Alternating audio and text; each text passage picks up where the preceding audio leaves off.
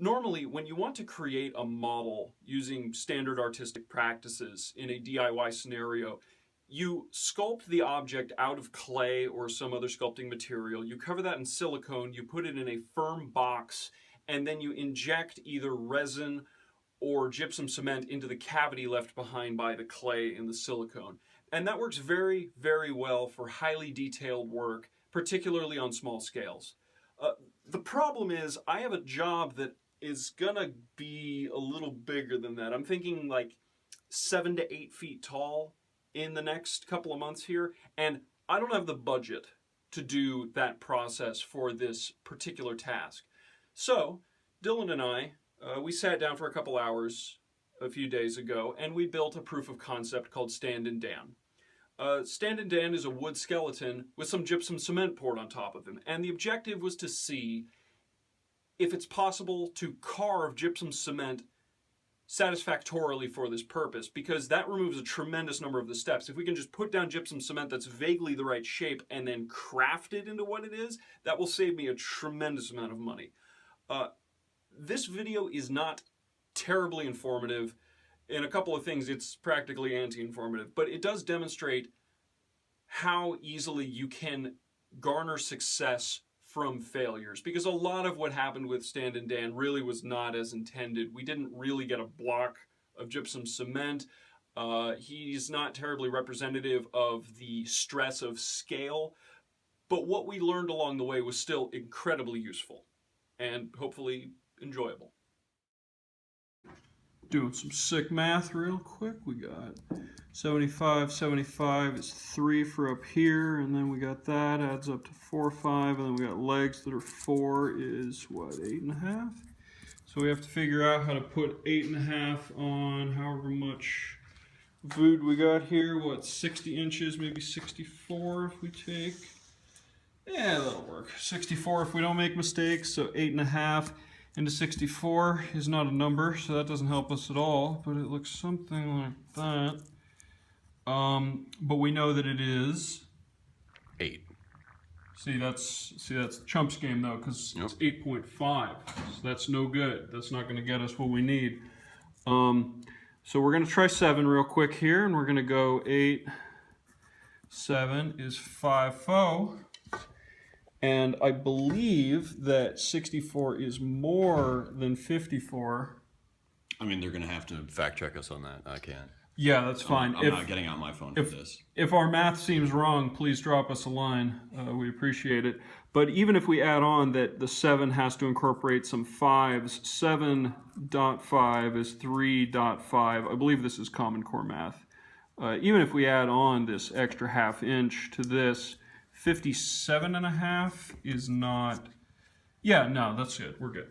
All right, upon further analysis, 54 is actually 56. That makes it 59.5, provided the rest of the math is right, which I don't trust anymore. So we're just gonna go with 6, because we know 6 works. So now we got a base of 6. 6 is now equal to A, and these are all now A. So this is like 0.75A and 0.75A. etc. All right, let's do this. All right.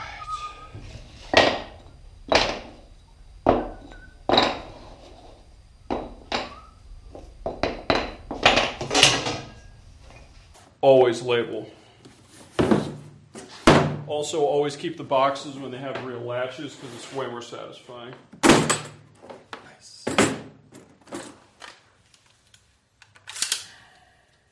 Got a few. It's got enough. Do you want a fun anatomy fact about legs? Why? What's that? Huh?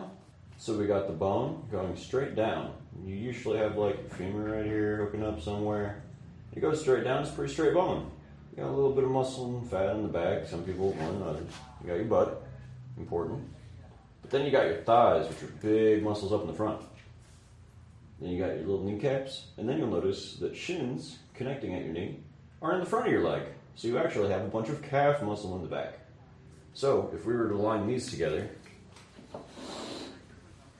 if one leg, say this was the thigh, if we were to have them to connect them top and bottom like that instead of across like this, we would definitely want the lower half of the leg to go in the back, or would we?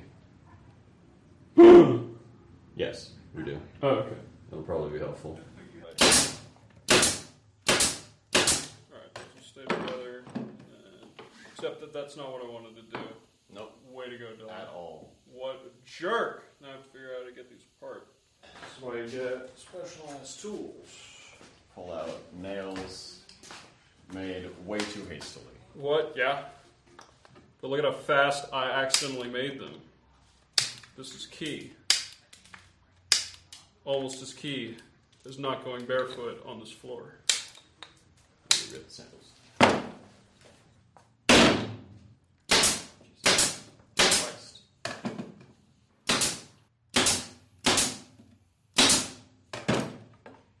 Done.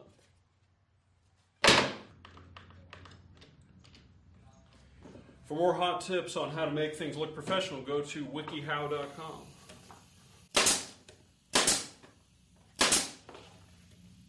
Alright, that did actually nail into the table, but Yeah, that's it okay, did. we'll figure it out. Oh, quit leaking. Just Aggressively. like that. Wow, those went all the way in. I mean, if you think about it, it's also, Creative license. we also account for any shoulder space. They will just be totally stubby arms. That's fine. We got That's all all I this extra do. wood. Yeah, I mean, yeah. Yeah, we got practically infinite extra wood here. We can add like beak. a beak, a hairdo. There we go. Yep. Okay, well, whatever. We need to refinish this table anyway. We don't. Excellent. And now we need feet so that it actually stands up. Yeah. Or we can just nail it to a platform. This requires more perception than I have. Did I get it? I got it. All right, excellent. Did it go good? Through my fingers. All right, nope, I'm not. We can keep going, but we don't have to, ladies and gentlemen, because we've got Standin Dan right here. That's backwards. Standin Dan, Kimbo Man. Yep. Got it. Well, that's all the hard work done. Yep. Now we just got to throw gypsum cement on this thing. We'll be good to go. How are we going to do that? That's a great question, Dylan.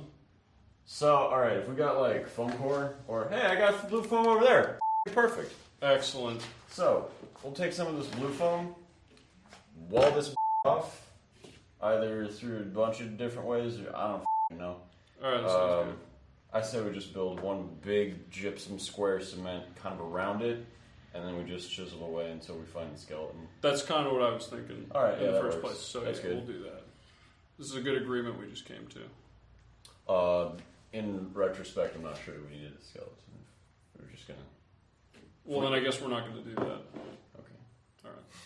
The great patron saint of art said, okay, whatever. Got 5, got 10, we got 26.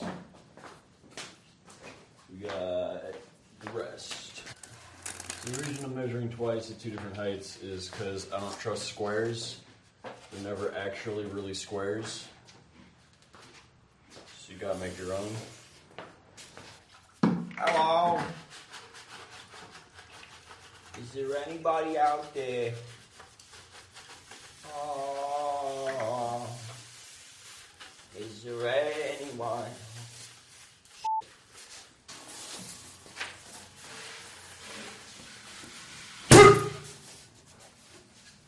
It's not actually that hard to do.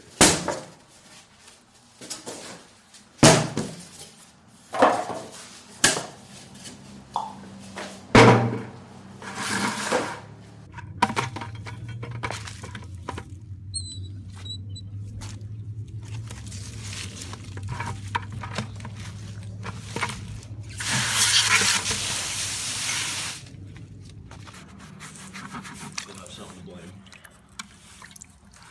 I don't trust the bottom of this.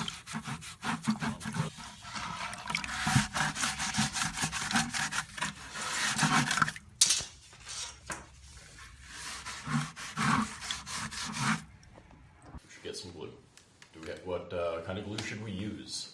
That's a great question. We have WD-40, That's paint thinner, Okay, that's anti-glue. So Strong black color tint, and dry lube. And purple primer. This would actually do the job if it didn't corrode the stuff into... This wood glue, it's too easy. And it's wood glue, and I don't actually think that would work with glue foam. Also, wood glue takes a long time. T-bone ridge. You always want a little more than you think you would need, because foam has thickness. So the reason I added an inch is I'm pretty sure this is ½ inch. So if we have two ends meeting, it's a ½ inch. And height-wise, I could just align it like this. So either way, having a little more doesn't hurt. Clean bucket? Clean bucket. It says let's do this. It's a good motto for a bucket. I wish the picture of the stumbling baby into the bucket of water was a bit larger, though. Babies are so helpless, it's ridiculous. Like, if it just fell face first into that bucket, it's just like a turtle, it's stuck there. Like, no help in it. It wouldn't know what to do.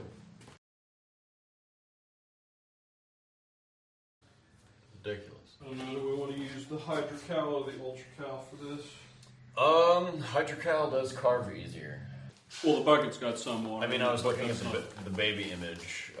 It's not a big deal. Yeah. We'll lose some nominal amount of it, and hopefully this dust is only slightly toxic. Yeah.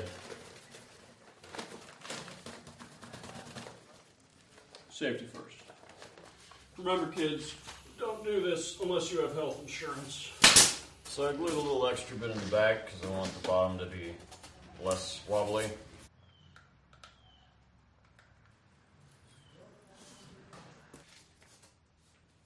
Hey! It totally did. I've burnt my foot.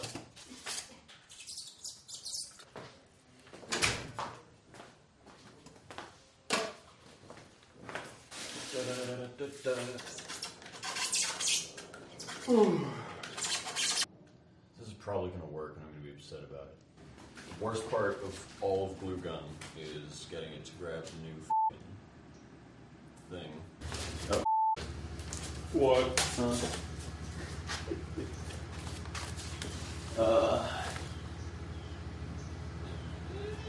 we go. There are exposed corners. Oh, there's one. It should be fine. I can just fill it with something. I wonder if you can mix Hydrocal and Ultracal together. Now's probably the time to try. We live in America. Yeah, that's true. I mean, They're basically the same. They both come in a brown bag.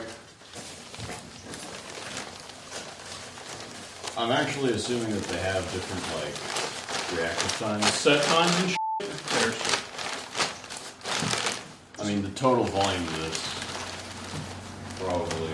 That's part of my concern. See, what's going to be great is if this fails, there will be no way to contain. Oh, yeah. There will be no damage control here. This is just going to let loose. No. Shut up. Pants. My. Oh. That's not his name. Can be. Spell it that way. Not anymore, can't. That was a good sound, I like that. And tear. Or not. What are you doing? Start. What? Mix them. All in good time. It's very soft. What? Is it pillowy? Yeah. It's like flour. It's soothing. So this is how you do this. You turn on the water. You wait a little bit. It'll start formulating. No, it is. Spread the water around a little bit. And you do it until it's all wet. And then we wait.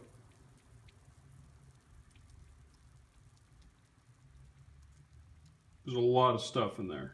And you're supposed to pour it in first, but I didn't do that. So instead, we're gonna wait. We're gonna see what happens. As long as I don't drop my phone in it, we should be okay. I think this is enough. All right. Well, you think it's enough? I mean, we're mixing two different. Look, the odds of success could not be higher, Dylan. I feel like I made this mistake with Hydrocal, or at least Ultracal, first time we used it. An ideal applicator of water to a solution.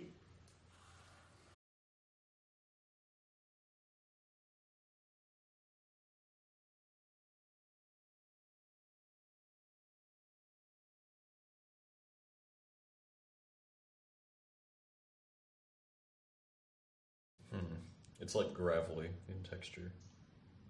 I mean, if you want to pour it, we'll pour it. I mean, it won't pour.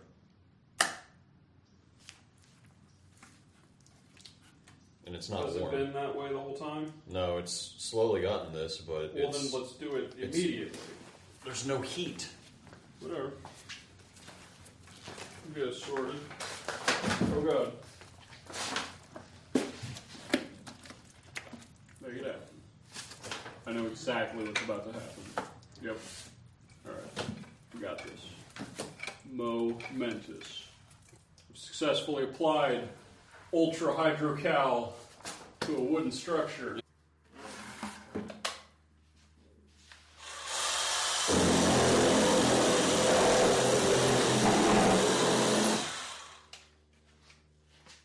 I hope that wasn't your initial plan. Which? No, it was not. This is almost by design an improvisatory tool.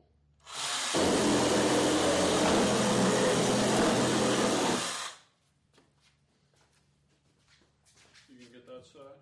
I'll get this side. Got him. Yeah, that's a success right there. So, the way I've only ever carved plaster before was Hydrocal. You make a brick of it, and while it is still, like, evaporating moisture off of it, is when you can carve it. I mean, you can do that undoubtedly, but... Well, this is good enough. I mean, if you're doing a 6-foot-tall statue, this is more than precise enough. That's the way to do it. Right, and I want to let that sit for half an hour to see how doable that is at that point as well. The mold has largely sealed up at this point. It's not quite as you can see, it can be chiseled. However, it is not crumbling the way it was before. It's warm, as you would expect from your standard Ultra Hydrocal mixture. But basically what we've proven today is that it really does not matter what you do to Ultra or Hydrocal. Gypsum cement will set no matter how hard you try to thwart that. So good on whoever the hell came up with this stuff. Anyway, it is now time to see if blunt objects still work after that level of hardening. They worked okay earlier on when it was not fully set, but I kind of expected that. There was no structural integrity to it, but now that it cares a little bit more, hopefully. Okay, that came off okay. What does it take to make this stuff sheer bad? Apparently nothing will make this sheer bad. That's pretty impressive. I'll get a shot of this from the side the camera can see. This stuff is not, I mean, it's coming off the wood, sure, but that's it's not coming off of itself. That's fixable, and it's not fracturing at all. Yeah. Like it's just not. That's pretty impressive. It's possible that if it sets for long enough, it would start doing that, but that's total success as far as I'm concerned. Even if what we did the rest of the time is, there are ways it could be improved, but that's not what we're here for. I was here as a proof of concept to see if I could use a cheaper medium than insane amounts of clay to make a large statue, and it looks like that's possible. So that's super cool. And as Dylan has demonstrated with his top/rhomboid object he's got going on there. Carve Yeah, with it's crude implements. Yeah, with super crude. I don't want to malign what you got going on there, but you can shave this stuff pretty much indefinitely. So the last step is to now immortalize Standin Dan. We could shave him down, we can make him a little prettier, but you know, at some point, that just doesn't seem reasonable. So at this point, I think it's probably time to paint him. We're gonna use some, what do we got here? Some Fire Glow. Do we want to air blast some of the shit off him? What? No. And some Mississippi Mud Proof of Concept. If it can do this, it can do anything. So actually, if we had tempera. Oh, actually, we need to shake this the a way first. frescoes were painted by taking plaster and you would actually paint while the plaster is drying. Smear it all down, paint on it. That way, when it dries, it sets in plaster. That sounds pretty exciting. It's, I don't know if I'm in the camera, so that reaction shot was totally useless. Yeah, but yeah, that's how the Last Supper was painted. That was how. Yeah, That's pretty it's a good. fresco. All right, so make sure you have your hands properly covered, and got this. Very nice. This is a much more natural, this is a more emotional way to paint than with a paintbrush. I find paintbrushes to be a little cold. Not heartless. Yeah, honestly. It's a little, You know, what was the Picasso quote? It took me 4 years to learn how to paint like Raphael. It's taken me a lifetime to learn how to paint like a child. And how much more childish can you get than using your bare hands? I believe not much. Yeah, I think. Does Picasso have any famous finger color paintings? Of course he does. He probably how does, could he? yeah. No, how could he not? That would be a bit silly. If That's yeah. That seems slightly I'm gonna look up ridiculous to which assume. ones are. That's not the case. I don't want to waste too much of this paint. It's actually kind of expensive, but Yeah, it is very expensive. for house paint, Yeah. for wall paint, but it gets the job done.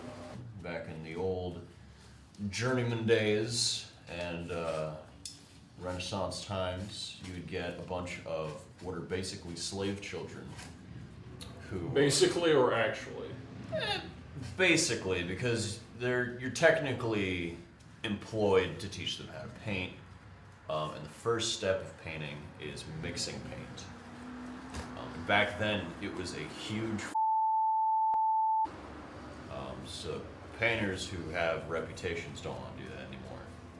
So they have all the kids that are studying under them do it. And teach them how to mix paint, and then they do that forever.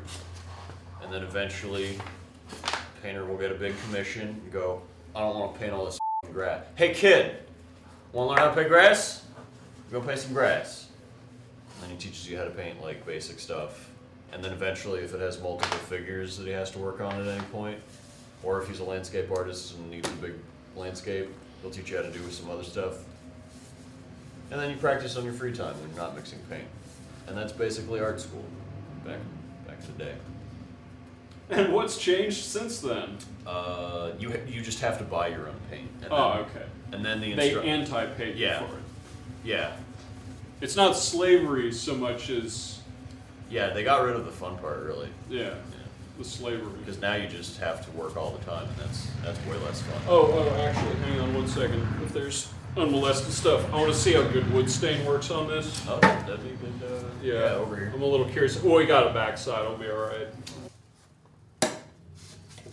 I've had this stuff flick up in my face before. That's incredibly unpleasant.